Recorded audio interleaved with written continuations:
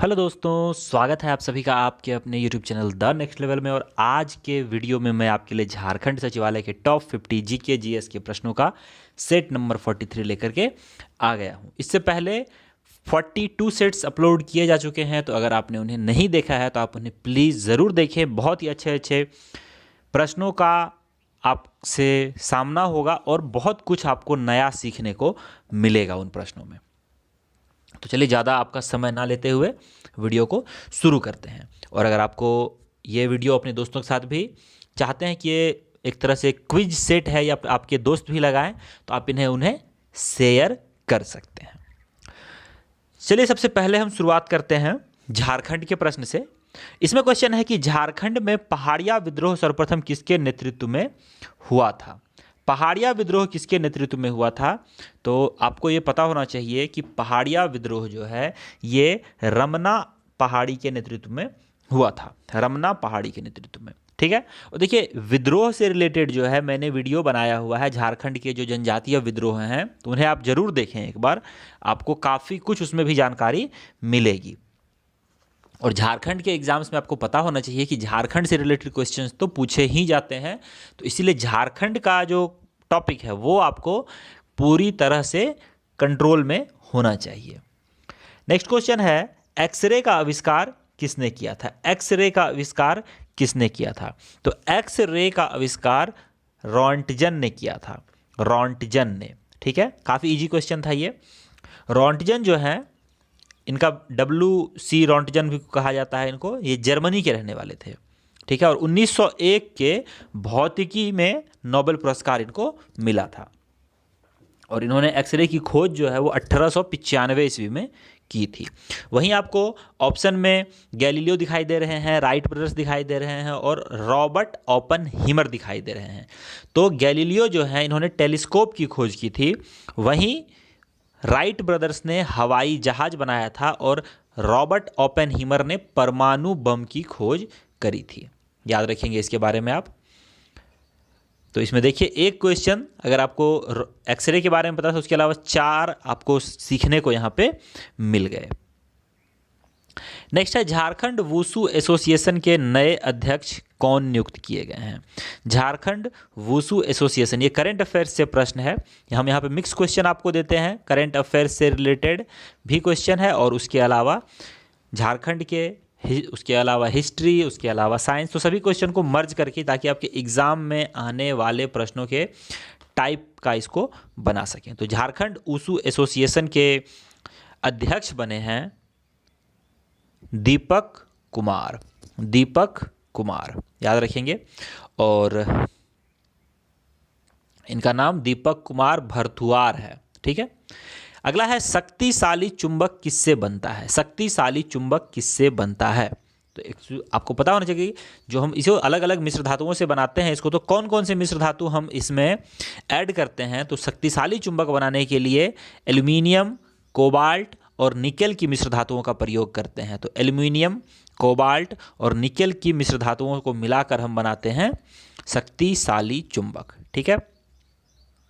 और यहाँ पर देखें तो चुंबक की जो आकर्षण शक्ति है सबसे अधिक दोनों किनारों पर होती है, यानी कि दोनों जो उसका एंड होता है वहाँ पर सबसे ज़्यादा उसका आकर्षण शक्ति होता है। और स्वतंत्रता पूर्वक लटका हुआ चुंबक सदैव उत्तर दक्षिण की दिशा में बताता है आपको। सदैव ऐसा है कि वो उत्तर और दक्षिण की ओर ही बताएगा। तो इससे आप कहीं अगर रास्ता भटक जाएं तो आप उस चुंबक का प्रयोग करके आप दिशा का पता लगा सकते हैं। और विद्युत चुंबक बनाने के लिए प्रायः नरम लोहे का इस्तेमाल किया जाता है, विद्युत चुंबक जो बनाते हैं। आगे है, वर्ष 2011 की जनगणना के अनुसार झारखंड की आबादी के संबंध में कौन सा कथन सही है? यानी कि आपको सीधा सा ये बताना है कि झारखंड की आबादी क्या रही है 2011 की जनगणना के अनुसार। तो झारखंड में आबादी है 3,29,00,000, अप्रोक्स आप इसको 30 लाख कह सकते हैं, ठीक है।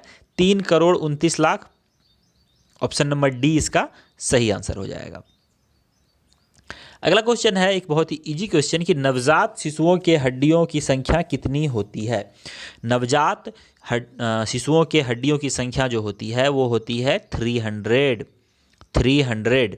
लेकिन जैसे जैसे आप बड़े होते हैं तो आपके शरीर में हड्डियों की संख्या हो जाती है 306। और कई बार आपसे पूछा जाता है कि मनुष्य की खोपड़ी में कुल कितनी हड्डियां होती हैं, तो ये 8 हड्डियां होती हैं। और चेहरे पर देखें तो 14 हड्डियां होती हैं। वहीं सबसे छोटी हड्डी स्टेपीज होती है जो कि कान की हड्डी है, और सबसे बड़ी हड्डी फीमर होती है जो कि हमारे जांघ की हड्डी है। अगला है, अच्छा आप मुझे यहाँ पे कमेंट करके बताइए कि सबसे मजबूत हड्डी हमारा कहाँ का है, हमारे शरीर का सबसे मजबूत हड्डी कहाँ का है। आगे है Mrs India worldwide. Mrs India worldwide 2020 प्रतियोगिता में झारखंड की ओर से फाइनल में किसने जगह बनाया, तो ये बनाया था मंजरी प्रिया गुप्ता ने। मंजरी प्रिया गुप्ता ने। और मंजरी प्रिया गुप्ता ये रांची की रहने वाली हैं और इस प्रतियोगिता का फाइनल यूरोप में आयोजित किया गया। आकाश का रंग नीला क्यों दिखाई देता है, आकाश का रंग नीला क्यों दिखाई देता है, तो इसका रंग नीला दिखाई देता है प्रकाश के प्रकीर्णन के कारण, यानी कि स्कैटरिंग ऑफ लाइट के कारण। इसके बारे में देखिए, मैं थोड़ा नीचे आपको बता दूं कि प्रकीर्णन जो है, जब प्रकाश किसी ऐसे माध्यम से गुजरता है जिसमें धूल या अन्य पदार्थों के अत्यंत सूक्ष्म कण होते हैं, तो इनके द्वारा प्रकाश सभी दिशाओं में प्रसारित हो जाता है, जिसे प्रकाश का प्रकीर्णन कहते हैं। जब सूर्य से आने वाला प्रकाश पृथ्वी के वातावरण में प्रवेश करता है तो वातावरण के कणों से टकराकर इधर उधर बिखर जाता है, और वातावरण के कारण श्वेत प्रकाश नीले रंग को परावर्तित कर देता है। ये वातावरण के कारण है जो श्वेत प्रकाश जो वो नीले रंग को परावर्तित कर देता है। तो यही कारण है कि आकाश का रंग हमें नीला दिखाई देता है। और इसके अलावा आपको ये समझ लो कि आप किसी भी प्रकार का अगर रंग देखते हो, कोई भी रंग आपको दिखाई देता है, ठीक है, जैसे कि आपको समुद्र का रंग आपको कभी हरा और नीला दिखाई देता है, तो इसके पीछे का कारण भी प्रकाश का परावर्तन ही होता है।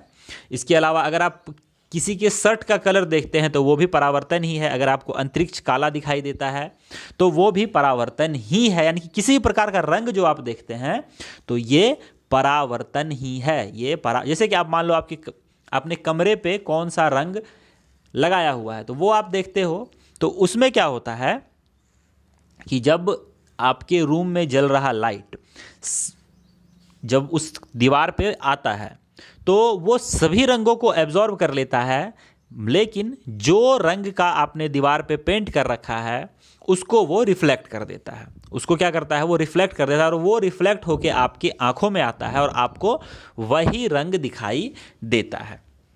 ठीक है, तो ये सभी जो है वो प्रकाश के परावर्तन के उदाहरण हैं। ठीक है, कोई भी रंग अगर आपसे एग्जाम में पूछा जाए कि कोई भी ये नीला क्यों दिखाई देता है, वो पीला क्यों दिखाई देता है, वो हरा क्यों दिखाई देता है, वो काला क्यों दिखाई देता है, सबका रीजन प्रकाश का परावर्तन ही है। ठीक है, रंग से रिलेटेड जहां भी बात आएगा वो परावर्तन ही होगा। ठीक है, उसके बाद एक अपवर्तन आता है। तो अपवर्तन जो है ये प्रकाश की एक किरण एक माध्यम दूसरे माध्यम में जाती है तो इसका मार्ग विचलित हो जाता है, तो इसको प्रकाश का अपवर्तन कहते हैं। जिससे आपको कुछ एग्जाम्पल मैं आपको बताऊं, इससे आपको समझ में आएगा कि सिक्के का उठा हुआ दिखाई देना जब वह पानी में रहता है। ठीक है, अब देखते हैं अब क्या है कि अगर वो सेम डायरेक्शन में जाए तो सिक्का सही पोजीशन पे रहेगा, लेकिन उसका पद विचलित हो जाता है, उसका मार्ग जो है वो रिफ्लेक्ट कर जाता है। ठीक है, रिफ्रैक्ट करना इसको कहते हैं हम, तो वो अपवर्तन कहला जाता है। अगर हम पानी के ग्लास में अपना एक पेन डालें या पेंसिल डालें या कोई भी लकड़ी डालें तो वो मुड़ी हुई नजर आती है, कि वो उधर हल्का सा उसकी ओर भाग जाती है, इसीलिए वो मुड़ी हुई दिखाई देती है। मछली भी आपको थोड़ी उठी हुई दिखाई देती है। वहीं एक परावर्तन भी होता है। परावर्तन में क्या है, जब कोई प्रकाश की किरण किसी चमकदार सतह से टकराकर वापस लौट आती है तो इसको परावर्तन कहते हैं। अब इसको आप कैसे समझेंगे, तो इसको आप समझिए इस तरह से, इसके कुछ एग्जाम्पल से आप समझिए। आपने अपने आप को आईने में कई बार देखा होगा, आप अपने चेहरे को आईने में देखते हैं, या फिर अगर आप आईना कम देखते हैं तो अगर आप गाड़ी चलाते होंगे तो गाड़ी में आप साइड मिरर में अपने पीछे की गाड़ियों को जरूर देखते होंगे। तो ये सभी संभव हो पाता है प्रकाश के परावर्तन के कारण। अगर प्रकाश का परावर्तन ना हो तो आपको आईने में आपका चेहरा नहीं दिखेगा। ठीक है, ये चीज़ आप ध्यान रखेंगे। और फिर आता है विवर्तन। तो विवर्तन क्या है कि जब कोई प्रकाश की किरण किसी अवरोध के किनारों पर मुड़कर उसकी छाया में प्रवेश करने की घटना को, ठीक है, प्रकाश का पराविवर्तन कहते हैं। इसमें आपको एग्जाम्पल में बताऊं तो इसका एग्जाम्पल है, कभी जब सूर्य ग्रहण या चंद्र ग्रहण लगता है तो आपको किरीट दिखाई देता होगा। किरीट यानी कि जब सूर्य ग्रहण होता है तो आप जो एक अंधेरा वाला पार्ट होता है उसके चारों तरफ पीछे से आपको लाइट आता हुआ दिखाई देता होगा। तो वो जो लाइट दिखाई दे रहा है आपको, वो किरीट होता है। कई बार आपको बादल के चारों ओर, जब आसमान में बादल दिखते हैं तो काले काले बादल तो आपको दिखाई देते हैं, वो प्रकिरण के कारण दिखाई देते हैं, लेकिन बादल के आसपास कभी कभी आपको लाइट दिखाई देता होगा, बादल के चारों ओर या फिर किसी किसी किनारे पर, तो वो विवर्तन के कारण दिखाई देता है। तो आई होप इस क्वेश्चन से आपको काफ़ी कुछ सीखने को मिला होगा और आपने काफ़ी कुछ नया इसमें सीखा होगा। अगर आपको कुछ नया सीखने को मिला तो आप वीडियो को लाइक जरूर करें। आगे है कि दुनिया में सबसे अधिक समलैंगिक कर्मचारी किस कंपनी में काम करते हैं? तो ये है टाटा स्टील। टाटा स्टील में सबसे ज़्यादा समलैंगिक कर्मचारी काम करते हैं। अब देखो, ये इसीलिए सबसे ज़्यादा है क्योंकि इन्होंने ये लिस्ट जारी करी हुई है कि इनके यहाँ सबसे ज़्यादा कर्मचारी, इसीलिए ये काउंट। बाकी कंपनियों में क्या है, नहीं, उन्होंने लिस्ट जारी नहीं की है। ये 8 मैंने गलती से लिख दिया, ऐसा नहीं कि 8 ही कर्मचारी हैं वहाँ पर, ठीक है। और यहाँ पे अगर टाटा स्टील की मैं बात करूँ तो टाटा स्टील की स्थापना 1907 में जमशेदपुर में हुई थी और इसके संस्थापक JRD टाटा थे। डायनेमो एक मशीन है, इसका क्या काम है, यानी कि डायनेमो का क्या काम होता है? तो डायनेमो का काम है यांत्रिक ऊर्जा को विद्युत ऊर्जा में परिवर्तित करना। यांत्रिक ऊर्जा को विद्युत ऊर्जा में परिवर्तित करना डायनेमो का काम है, यांत्रिक ऊर्जा को विद्युत ऊर्जा में परिवर्तित करना। और डायनेमो का आविष्कार माइकल फेराडे ने 1831 में किया था। और ये जो है मोटर विद्युत ऊर्जा को यांत्रिक ऊर्जा में परिवर्तित करता है। ये मोटर का काम है, याद रखेंगे। मोटर जो है वो विद्युत ऊर्जा को यांत्रिक ऊर्जा में बदलता है, मोटर। आगे है, झारखंड में नई खेल नीति के अनुसार नेशनल स्तर पर जीतने वाले खिलाड़ी को कितनी राशि का इनाम दिया जाएगा? अगर कोई खिलाड़ी नेशनल लेवल पे पदक जीत के आता है तो उसको कितने रुपए मिलेंगे?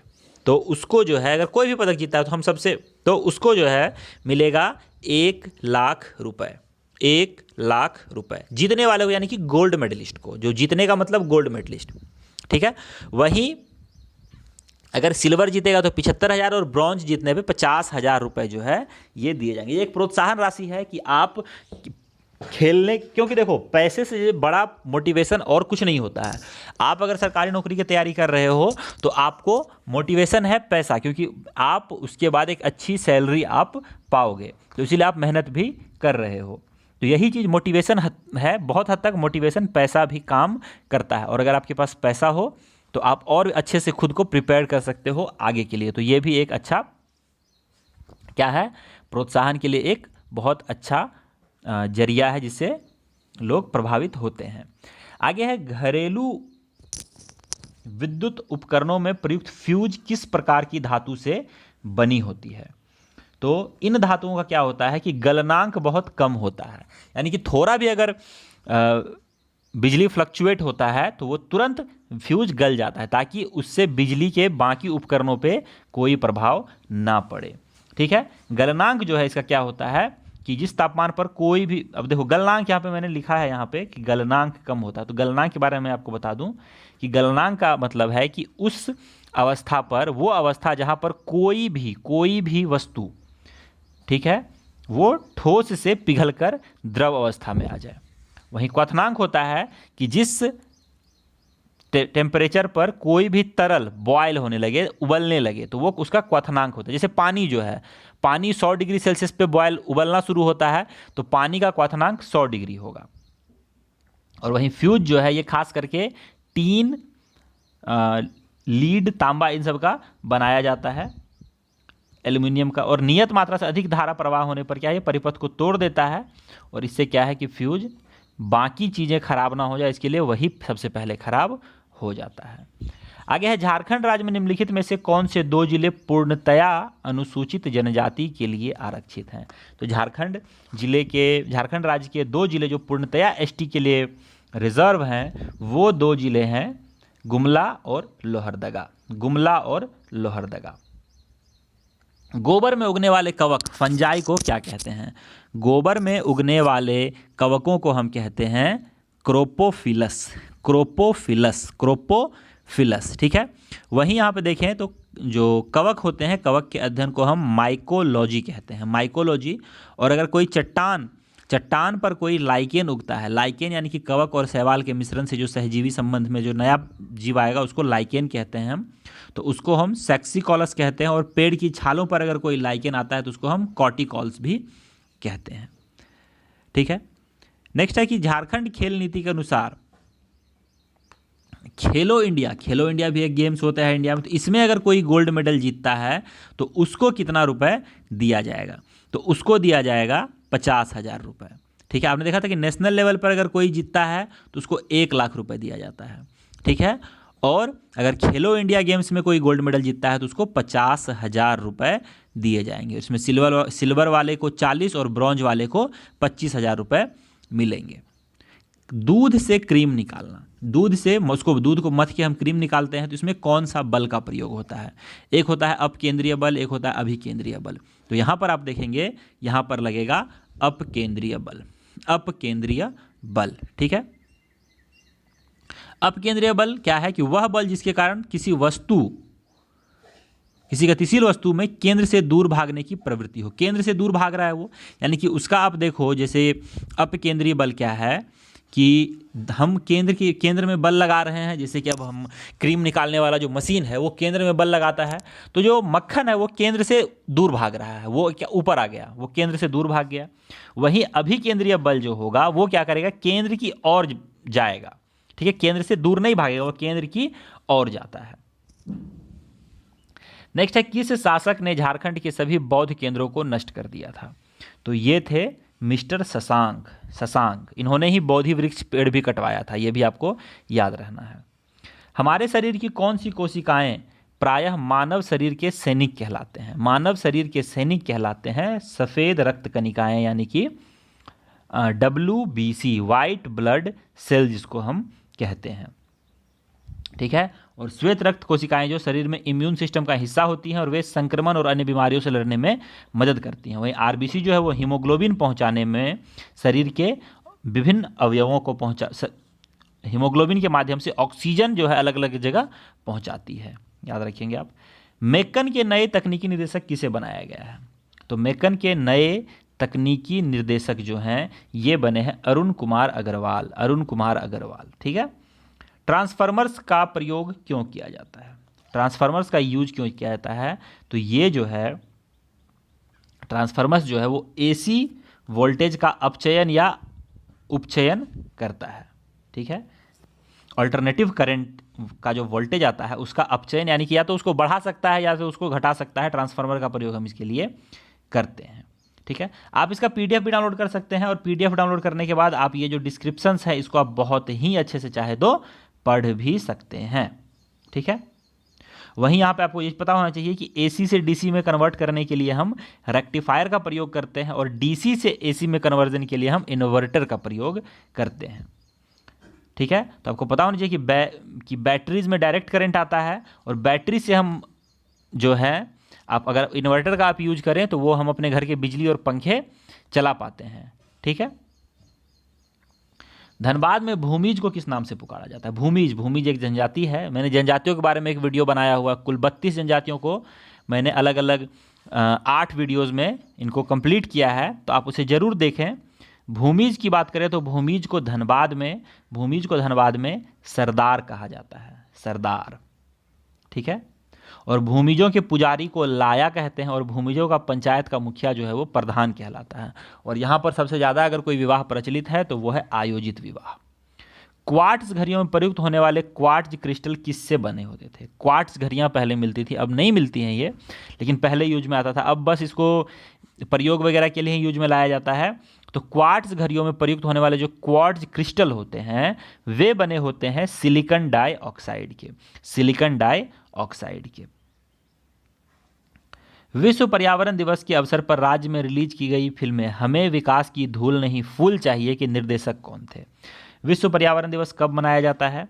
ठीक है, ये आप मुझे कमेंट करके अभी बताएं। जस्ट अभी आप मुझे, अगर आप देख रहे हैं वीडियो तो आप मुझे अभी जस्ट कमेंट करके बताएं कि पर्यावरण दिवस, विश्व पर्यावरण दिवस कब मनाया जाता है। तो विश्व पर्यावरण दिवस जो है, सॉरी, ये एक फिल्म इस दिन रिलीज किया गया था, हमें विकास की धूल नहीं फूल चाहिए।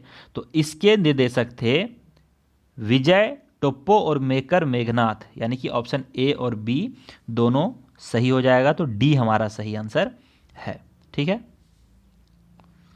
निम्न में से झूठ का पता लगाने वाला यंत्र, इंस्ट्रूमेंट क्या है? झूठ का पता लगाने वाला, फिल्मों में कई बार देखा होगा, तो इसको हम पॉलीग्राफ कहते हैं, पॉलीग्राफ मशीन। ठीक है, और लाई डिटेक्टर के नाम से भी इसको जाना जाता है। लाई डिटेक्टर यानी कि झूठ को पकड़ने वाला यंत्र कहते हैं। और इसकी खोज जॉन एगस्टस लॉर्सन ने करी थी, जॉन एगस्टस लॉर्सन ने 1921 में। और उसकी क्या है, ये हार्ट रेट, ब्लड प्रेशर और दिमाग के सिग्नल को देखा जाता है। एक प्रश्न उससे पूछता है, यदि वह झूठ बोलता है तो उसके दिमाग में एक सिग्नल निकलता है और उसके हार्ट रेट और ब्लड प्रेशर बढ़ जाता है। ठीक है, वहीं सिस्मोग्राफ एक होता है जो कि कभी कभी आपको भूकंप के झटकों को रिकॉर्ड करने में मदद करता है। ऑडियोमीटर से आप ध्वनि की तीव्रता माप सकते हैं और एनीमोमीटर से आप वायु की गति माप सकते हैं। महामाया मंदिर झारखंड के किस राज्य में स्थित है? झारखंड के मंदिरों का भी मैंने एक वीडियो बनाया हुआ है कि कौन से मंदिर कहाँ कहाँ स्थित हैं, वो भी वीडियो आप जरूर देखें। इस तरह के क्वेश्चन आपको देखने में एक बार देखते ही आप सीधे आंसर कर पाओगे। तो महामाया मंदिर जो है ये स्थित है हापामुनी में, हापामुनी गुमला में पड़ता है। ठीक है, और इसका निर्माण जो है वो गजघंट राय ने करवाई थी, जो कि एक नागवंशी राजा था। अगर आप हमारा वो वीडियो देखेंगे तो ये सभी चीज़ें आपको याद हो जाएंगी। आगे है ग्रीन मफलर क्या है? ग्रीन मफलर क्या है? तो ग्रीन मफलर है ध्वनि प्रदूषण को कम करने की तकनीक। ध्वनि प्रदूषण को कम करने की तकनीक को ग्रीन मफलर कहा गया है। ठीक है, और ग्रीन मफलर जो है वो आबादी वाले क्षेत्रों के पास या सड़कों, औद्योगिक क्षेत्रों, राजमार्गों के पास, सोसाइटी आदि जैसे शोर जैसे स्थानों पर लगाकर ध्वनि प्रदूषण को कम करने की एक तकनीक है। घने पेड़ बाधा डालते हैं और ध्वनि प्रदूषण को कम करते हैं। जैसे घने पेड़ जो भी हैं वो क्या करते हैं, ध्वनि प्रदूषण को अपने अंदर एब्जॉर्ब कर लेते हैं। ठीक है, और ध्वनि प्रदूषण कम करने के लिए घर या आदिवासी इलाकों के पास अशोक और नीम के पौधे लगाए जाते हैं। धोनी द अनटोल्ड स्टोरी के अभिनेता कौन थे जिनकी हाल ही में निधन हो गया? तो ये थे सुशांत सिंह राजपूत। इन्होंने धोनी का किरदार निभाया था और इन्होंने आत्महत्या करी थी 14 जून को। ठीक है, और इनका जन्म बिहार में हुआ था, ये भी आप याद रखेंगे। सेब के बीज में कौन सा तत्व मौजूद होता है? सेब के बीज की बात हो रही है यहाँ पे, उसके सीड्स की। तो उसके सीड्स में कौन से तत्व होते हैं? तो उसके सीड्स में होते हैं एमिगडाला, ठीक है, एमिगडालाइन कहते हैं इसको, एमिगडालाइन। ओके, और यह तत्व मनुष्यों के पाचन एंजाइम के संपर्क में आता है तो यह एक साइनाइड रिलीज करना शुरू कर देता है। और एमिगडालाइन में शुगर और साइनाइड होता है जो शरीर में प्रवेश करने पर हाइड्रोजन साइनाइड में परिवर्तित होता है। इसके कारण हमारी मौत भी हो जाती है। तो इसीलिए सेब का बीज खाने से आपको बचना चाहिए। कडस्ट्रल सर्वे क्या था? कडस्ट्रल सर्वे क्या था? तो CNT जो है यानी कि छोटा नागपुर टेनेंसी एक्ट जो है, इसके पहले दूसरे वर्ष का सर्वे कडस्ट्रल सर्वे कहलाता था। CNT एक्ट लागू होने से पहले जो दूसरे वर्ष का सर्वे था उसको कडस्ट्रल सर्वे कहा गया था। मैड काउ डिजीज किसके कारण होता है? मैड काउ डिजीज किसके कारण होता है? तो ये होता है प्रियन के कारण, प्रियन के कारण होता है। ठीक है, और मैड काउ डिजीज ऐसी बीमारी है जिसमें सूक्ष्म जीव जो है वो पशुओं के दिमाग को प्रभावित करती है। इसमें क्या है, इसके इन्फेक्शन के कारण दिमाग में छोटे छोटे छिद्र होने लगते हैं और यह एक स्पॉन्ज की तरह दिमाग हो जाता है। ठीक है, और इनका दिमाग खराब हो जाता है और एट द एंड ये मर भी जाते हैं। ठीक है, और बहुत कई जगह पे आपको मैड काउ डिजीज को क्रुट्सफेल्ड जैकब रोग कहा जाता है, क्रुट्सफेल्ड जैकब डिजीज। हाल ही में झारखंड के राज्यपाल रह चुके किस पूर्व राज्यपाल का निधन हो गया? तो ये हैं वेद मारवाह। वेद मारवाह। वेद मारवाह का जो जन्म है ये 15 सितंबर 1934 को पेशावर में हुआ था और यह 2003 से 4 के बीच राज्यपाल रहे हैं झारखंड के। पीएच स्केल का आविष्कार किसने किया था? पीएच स्केल का आविष्कार किसने किया था? ये करा था एसपीएल सोरेनसन ने। ठीक है, एसपीएल सोरेनसन ने। और ये इसमें आपको पता होना चाहिए कि 14 तक की संख्याएं होती हैं इस स्केल में। इस स्केल में 0 से लेकर 14 तक की संख्याएं होती है। ठीक है, जो 7 नंबर पे होगा, 7 नंबर उदासीनता को दिखाता है। अगर 7 से कोई भी संख्या कम है तो वो दिखाएगा अम्लीयता, और 7 से अगर कोई ज़्यादा है तो वो दिखाएगा क्षारीयता। ठीक है। भारत का स्विट्जरलैंड के नाम से कौन जाना जाता है? भारत का स्विट्जरलैंड किसको कहते हैं? तो भारत का स्विट्जरलैंड कहलाता है छोटा नागपुर। छोटा नागपुर भारत का स्विट्जरलैंड कहा जाता है और यह झारखंड राज्य में स्थित है, यह भी आपको पता होना चाहिए। आगे है, कौन सी बीमारी प्रोटोजोआ के कारण होती है? प्रोटोजोआ के कारण होने वाली बीमारी है मलेरिया, पायरिया, पेचिस। मलेरिया, पायरिया, पेचिस। ठीक है, मलेरिया, पायरिया, पेचिस। और इससे होने वाले जो कुछ रोग हैं उसके लिए एक बहुत ही ज़बरदस्त ट्रिक है यहाँ पे आपके पास। पापा काम पे सोते हैं। पापा काम पे सोते हैं, यानी कि पापा से पायरिया, का से कालाजार, म से मलेरिया, पे से पेचिस और सोते हैं से सोने की बीमारी। यानी कि पापा से पायरिया, काम को का और म में जोड़ेंगे तो कालाजार और मलेरिया, और पे से पेचिस और सोते हैं, यानी कि इससे सोने की बीमारी। तो बहुत अच्छा ट्रिक है, पापा काम पे सोते हैं। देश की पहली बुलेट ट्रेन निर्माण में झारखंड की किस उद्योग संस्था द्वारा तकनीकी पार्टनर के रूप में सहयोग कर रही है? हमारे कि झारखंड की कौन सी संस्था तकनीकी पार्टनर के रूप में बुलेट ट्रेन के निर्माण में सहयोग दे रही है? तो ये है सिम्फर। सिम्फर। ठीक है, सिम्फर याद रखेंगे। और देश की पहली बुलेट ट्रेन मुंबई से अहमदाबाद के बीच चलाई जाएगी। ये बहुत ही पहले घोषणा हो चुकी है, कब चलती है ये तो आने वाला समय ही बताएगा। और इस ट्रेन में इंजन में तकनीकी सहयोग में केंद्रीय खनन एवं अनुसंधान संस्थान जो है, जिसको सिम्फर कहते हैं शॉर्ट में, ये मदद कर रही है। मानव पाचन तंत्र से जुड़ी ग्रंथिकाओं का नाम क्या है? मानव पाचन तंत्र से जुड़ी ग्रंथियों का नाम क्या है? तो इसका नाम है लार ग्रंथियां, यकृत और अग्नाशय। लार ग्रंथियां, यकृत और अग्नाशय। और मानव पाचन तंत्र, जिसको ह्यूमन डाइजेस्टिव सिस्टम भी हम कहते हैं, यह वह प्रक्रिया है जिसमें जटिल कार्बनिक पदार्थ जो है वो जल को अपघट्य एंजाइमों के द्वारा सरल कार्बनिक पदार्थों में बदल दिया जाता है। और ये मुंह से शुरू हो जाता है, जैसे आप मुंह में खाना डालते हैं वहीं से पचना शुरू हो जाता है, और एट द एंड ये खत्म होके एनस तक ये पहुंच के वहीं पे एंड होता है। तो मुंह से शुरू होके एनस तक ये जो है वो, यानी कि ह्यूमन डाइजेस्टिव सिस्टम एनस तक चलता है। आगे है, झारखंड में तिलमी का किला किस राज्य में स्थित है? झारखंड में तिलमी का किला जो है ये स्थित है रांची में। किलाओं पर भी एक हमारा वीडियो अवेलेबल है, आप चाहें तो उसे देख सकते हैं। चैनपुर का किला वहीं पलामू में, कुंदा का किला चतरा में, और बादाम का किला हजारीबाग में है। पोन्स, सेरिबेलम और मेडुला किसके उदाहरण है? पोन्स, सेरिबेलम और मेडुला जो है ये सभी दिमाग के उदाहरण हैं, लेकिन कौन कौन से दिमाग के? तो आपको बताऊं मैं, पश्च मस्तिष्क में पोन्स, सेरिबेलम और मेडुला होता है, तो इसका आंसर ये ऑप्शन हो जाएगा। ठीक है, इसे आप एक बार रीड कर लें। ठीक है, मैं रीड नहीं कर रहा हूं, आप एक बार रीड करें, और इसे आप चाहें तो पॉज करके 2-3 बार रीड कर लें। ठीक है, आप इसे पॉज कर ले, 2-3 बार रीड कर लें। मजदूरों के लिए केंद्र सरकार ने देश भर में 116 जिलों में पुनर्वास और रोजगार के लिए योजनाएं चलाएंगी। झारखंड में कितने जिले इसमें शामिल है? 116 जिलों में से झारखंड में हैं, 116 जिलों में से झारखंड में है 3 जिले। झारखंड के हैं 3 जिले, कौन कौन से? तो हजारीबाग, गिरिडीह, गोड्डा। हजारीबाग, गिरिडीह और गोड्डा। ग्लाइकोसिस का अंतिम उत्पाद क्या होता है? ग्लाइकोसिस का अंतिम उत्पाद क्या होता है? तो इसका अंतिम उत्पाद होता है पायरुविल अम्ल, पायरुविक अम्ल, पायरुविक अम्ल। ठीक है, कुडुख का शाब्दिक अर्थ क्या है? कुडुख, कुडुख का शाब्दिक अर्थ होता है मनुष्य। कुडुख का शाब्दिक अर्थ होता है मनुष्य। आधुनिक आवर्त सारणी में वर्गों की संख्या कितनी है? आधुनिक आवर्त सारणी में वर्गों की संख्या है 7। वर्गों की संख्या है 7, ठीक है। और आधुनिक आवर्त सारणी में तत्वों को उनके परमाणु के बढ़ते क्रम में सजाया गया है, जिसमें हाइड्रोजन 1 नंबर पे आता है, इसको पहले नंबर पे रखा गया है।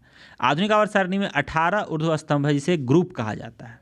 और आवर्त सारणी में 7 क्षैतिज पंक्तियां हैं, जिन्हें पीरियड कहा जाता है। आगे है, झारखंड के किस जिले में मजदूर चीन सीमा पर सड़क और सुरंग निर्माण में अपना योगदान दे रहे हैं? झारखंड के किस जिले के मजदूर भारत चीन सीमा पर सुरंग और सड़क निर्माण में अपना सहयोग दे रहे हैं? तो ये है दुमका के मजदूर। झारखंड के 11,815 मजदूर ने नई शर्तों के साथ लद्दाख गए हैं और चीन सीमा पर जो है वो सुरंग का निर्माण कर रहे हैं। मानव शरीर द्वारा उत्पादित प्रमुख अपशिष्ट क्या है? मानव शरीर द्वारा उत्पादित प्रमुख अपशिष्ट क्या है? तो सबसे प्रमुख अपशिष्ट है यूरिया और कार्बन डाइऑक्साइड, यानी कि ऑप्शन ए और बी दोनों, सी नंबर इसका सही आंसर होगा। पश्चिमी सिंहभूम जिला का मुख्यालय कहाँ है? पश्चिमी सिंहभूम जिला का मुख्यालय है चाईबासा। वहीं पूर्वी सिंहभूम का जिला मुख्यालय है जमशेदपुर और मेदिनीनगर का है पलामू। व्यापारिक कॉर्क किससे प्राप्त होता है?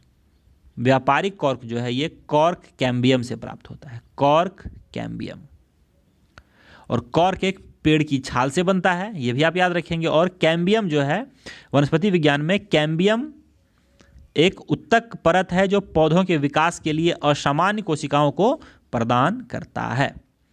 एग्री विजार्ड यूट्यूब चैनल किस विश्वविद्यालय के छात्रों द्वारा लॉन्च किया गया है? तो एग्री विजार्ड यूट्यूब चैनल जो है ये लॉन्च किया गया है बिरसा कृषि विश्वविद्यालय के छात्रों के द्वारा। आगे है, निम्नलिखित में से कौन सी ग्रंथि रक्तचाप को नियंत्रित करती है? तो रक्तचाप को नियंत्रित करने वाली ग्रंथि है अधिवृक्क, एड्रेनल ग्लैंड, ठीक है। और अधिवृक्क ग्रंथि जो है यानी कि कशेरुकी जीवों में पाए जाने वाली एक अंतःस्रावी ग्रंथि है। इसका मुख्य कार्य तनाव की स्थिति में हार्मोन निकालना है। थायराइड एक अंतःस्रावी ग्रंथि भी है, थायराइड भी एक अंतःस्रावी ग्रंथि है और यह मानव शरीर में मेटाबॉलिज्म, विकास और परिपक्वता के महत्वपूर्ण भूमिका निभाता है। वहीं थाइमस जो है ये थाइमस हार्मोन स्रावित करता है जो शरीर के रोग प्रतिरक्षा प्रणाली के विकास में मदद करता है। सचिवालय का अर्थ क्या होता है? आप सचिवालय का एग्जाम देने जा रहे हैं, सचिवालय का अर्थ आपसे पूछ लिया जाएगा तो क्या होगा? सचिवालय का अर्थ होता है मुख्य सचिव एवं सचिव का कार्यालय। सचिव आलय का मतलब घर होता है, सचिव मतलब सचिव। और हमारा आज का आखिरी क्वेश्चन है कि 9 जून 2020 को बिरसा मुंडा की कौन सी शहादत दिवस मनाई गई? तो ये 120वां शहादत दिवस उनका मनाया गया। 120 शहादत दिवस जो है वो मनाया गया। और भगवान बिरसा मुंडा का जन्म 5 नवंबर 1875 में हुआ था और 9 जून 1900 को उनकी शहादत हो गई, वो आज़ाद हो गए झारखंड के लिए, ठीक है। तो यहाँ पर कुल 50 क्वेश्चन हमने करे हैं, अच्छे से मैंने डील करने की कोशिश करी है। अगर आपको वीडियो अच्छी लगे तो आप वीडियो को एक बार लाइक ज़रूर कर दें और इसे चाहे तो अपने साथियों के साथ शेयर भी कर सकते हैं। तो दोस्तों इस वीडियो में इतना ही, लूँगा आपसे विदा। जय हिंद, जय भारत, वंदे मातरम।